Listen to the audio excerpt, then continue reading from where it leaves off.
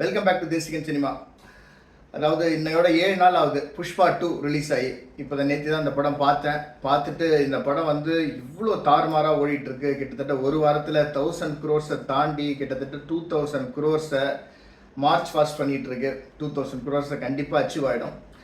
ரொம்ப ஃபாஸ்ட்டாக வந்து ஒரு 1000 crores அச்சீவ் பண்ண ஒரு படம். இப்போயும் புக் மை ஷோ பார்த்தீங்கன்னா கிட்டத்தட்ட 800,000 டிக்கெட்ஸ், 900,000 டிக்கெட்ஸ், 500,000 மினிமம் டிக்கெட்ஸ் வந்து 24 hours பேசிஸில் புக் ஆகிட்டுருக்கு. ஒரு 7 நாளைக்கு அப்புறம் இந்த அளவுக்கு வந்து ஒரு ட்ரெமெண்டஸான ஒரு புக்கிங் இருக்குன்னா இது வந்து ரொம்ப அன்பிலீவபிள்.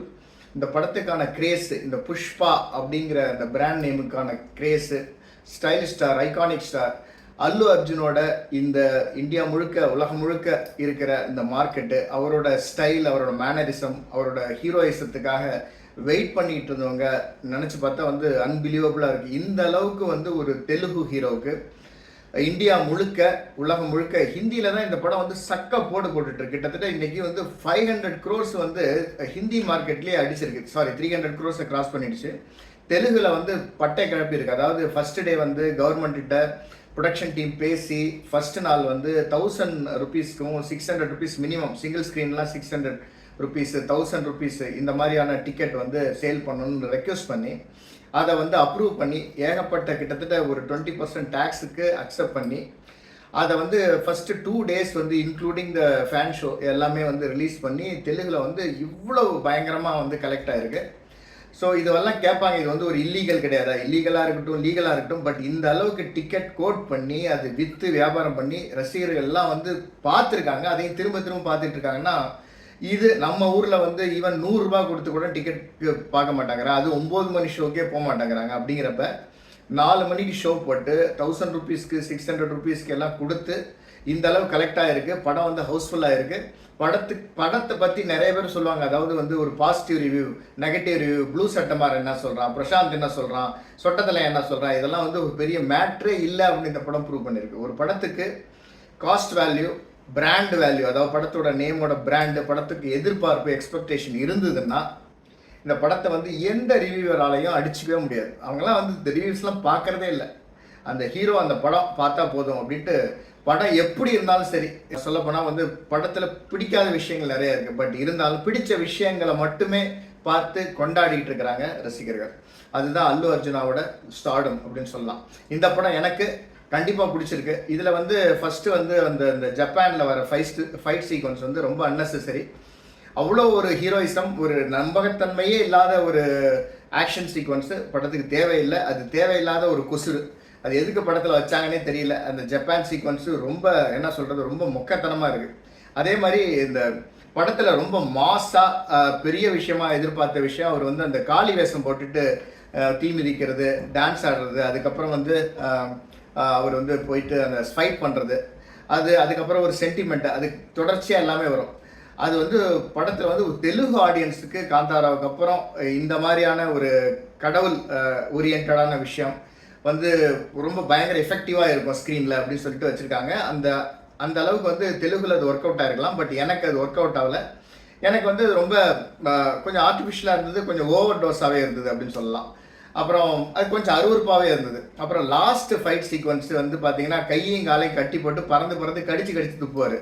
ஸோ அதுவும் வந்து ரொம்ப ஆர்டிஃபிஷியலாக இருக்குது, ரொம்ப செயற்கைத்தனமாக இருக்குது.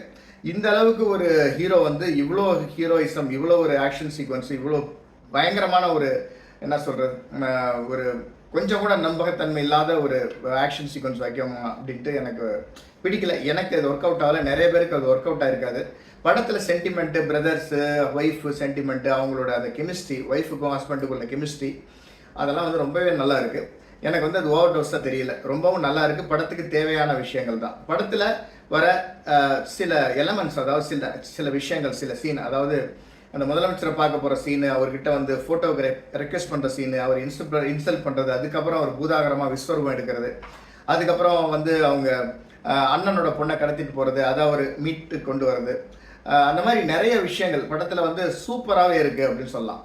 அதே மாதிரி ஈவன் வந்து படத்துக்கு லாஜிக்குக்கும் நம்பகத்தன்மைக்கும் கொஞ்சம் கூட சம்மந்தமே கிடையாது. எதுவுமே வந்து படம் நம்புற மாதிரியே இல்லை அப்படின்னாலும் எல்லா விஷயங்களும் அதாவது ரசிக்கிற மாதிரி, கொண்டாடுற மாதிரி தான் எனக்கு இருக்குது.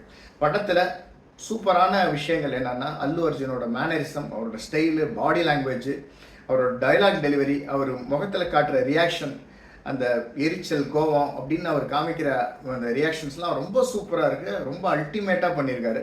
அதுதான் அந்த படத்தை தூக்கி நிறுத்துறது. ரெண்டாவது, அராஷ்மிகா மந்தனாவோட அந்த கேரக்டரைசேஷன், அவங்க அவ்வளோ சூப்பராக அதை வந்து அவங்கள யூஸ் பண்ணியிருக்காங்க, அவ்வளோ சூப்பராக நடிச்சிருக்காங்க அவங்களோட விஷயங்கள். அதே மாதிரி படத்தில் வர வில்லன்கள் அவங்களும் ரொம்ப நல்லா நடிச்சிருக்காங்க. படத்தில் வர ஈவன் எக்ஸ்ட்ரா கேரக்டர்ஸு அவங்களும் வந்து தேவையான அளவு சூப்பராகவே பண்ணியிருக்காங்க. படத்தில் சினிமாட்டோகிராஃபி ரொம்ப நல்லா இருக்குது. நிறைய க்ரௌட் மேனேஜ்மெண்ட் பண்ணியிருக்காங்க. படம் வந்து பயங்கர பிரம்மாண்டமாக தெரியுது. ரொம்ப நிறைய செலவு பண்ணி ஒரு பெரிய படம் பார்க்குற மாதிரியான ஃபீல் இருக்குது. எனக்கு இந்த படம் வந்து ரொம்ப என்டர்டெயின்மெண்ட்டாகவும் என்கேஜிங்காகவும் இருந்தது. படம் வந்து எனக்கு ரொம்ப பிடிச்சிருந்தது. 3 hours 20 minutes 15 minutes நினைக்கிறேன். படம் வந்து ரொம்ப என்கேஜிங்காக ஸ்கிரிப்பிங்காகவே இருந்தது. அல்லு அர்ஜுனாவுக்காக இந்த படம் வந்து அவங்க ரசிகர்கள் திரும்ப திரும்ப பார்த்து கொண்டாடக்கூடிய ஒரு படம். என்னை பொறுத்த வரைக்கும் இந்த படம் வந்து இந்த அளவுக்கு ஓடுறது ஒர்த்தா இல்லையா அப்படின்னு கேட்டால் அதெல்லாம் நம்ம யோசிக்கக்கூடாது. ஒரு படத்தை எந்த அளவுக்கு அவங்க சக்ஸஸ் பண்ணியிருக்காங்க, எப்படி மார்க்கெட் பண்ணியிருக்காங்க, படத்துக்கு எப்படி ஒரு பிராண்ட் வேல்யூ கிரியேட் ஆச்சு, ஒரு ஹீரோவுக்கு இவ்வளோ பெரிய ஸ்டார்டம் இருக்கா அப்படிங்கிற விஷயத்தை தான் நம்ம பாராட்டணும், அதிசயப்படணும். ஒரு படம் வெற்றி பெற்றால் அந்த படம் எப்படி இருக்குது, சுமாராக இருக்கா, நல்லா இருக்கா, சூப்பராக இருக்கா, இந்த அளவுக்கு ஒர்த்தா அப்படின்லாம் யோசிக்கக்கூடாது. படத்தோட வின்னு தான் matter. So Pushpa 2 is a massive winner இந்த film industry. It's a must watch. கண்டிப்பாக பார்க்கக்கூடிய ஒரு பார்க்க வேண்டிய படம். புஷ்பா 3 கண்டிப்பாக வரும். தேங்க்ஸ் ஃபார் வாட்சிங் தேசிகன் சினிமா. இந்த புஷ்பா 2க்கு என்னோட ரேட்டிங் வந்து 3.8 out of 5 star.